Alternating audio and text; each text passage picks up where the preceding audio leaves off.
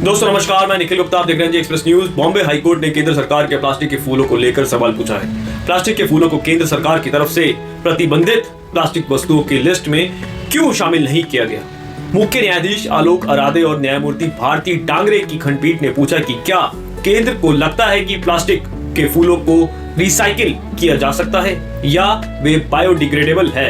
High court growers flower council of India यानी कि GFCI की तरफ से दायर एक याचिका पर सुनवाई कर रहा था, जिसमें केंद्र को प्लास्टिक के फूलों के इस्तेमाल पर रोक लगाने का निर्देश देने की मांग की गई थी। सरकार प्लास्टिक के फूलों का इस्तेमाल रोकने का निर्देश दे। क्या केंद्र सरकार को यकीन है कि प्लास्टिक के फूलों को रिसाइकिल किया जा सकता है या वे बायोडिग्रेडेबल है? वे इतने कमजोर हैं, क्या उन्हें रिसाइकिल किया जा सकता है?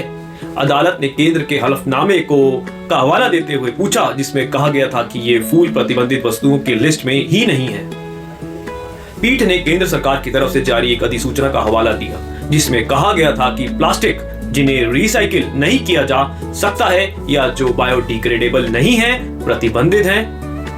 याचिका दाखिल करने वाले संगठन JFCI ने दावा किया है कि सजावट के दौरान इस्तेमाल किए जाने वाले प्लास्टिक के फूलों की अधिकतम मोटाई आमतौर पर 30 माइक्रोन की होती है। केंद्र और महाराष्ट्र सरकार की अधिकांश अधिसूचनाओं में 100 माइक्रोन से कम मोटाई वाले एकल उपयोग प्लास्टिक के सामानों का उत्पादन, भंडारण, बंटवारे और बिक्री पर प्रतिबंध लगाया गया है।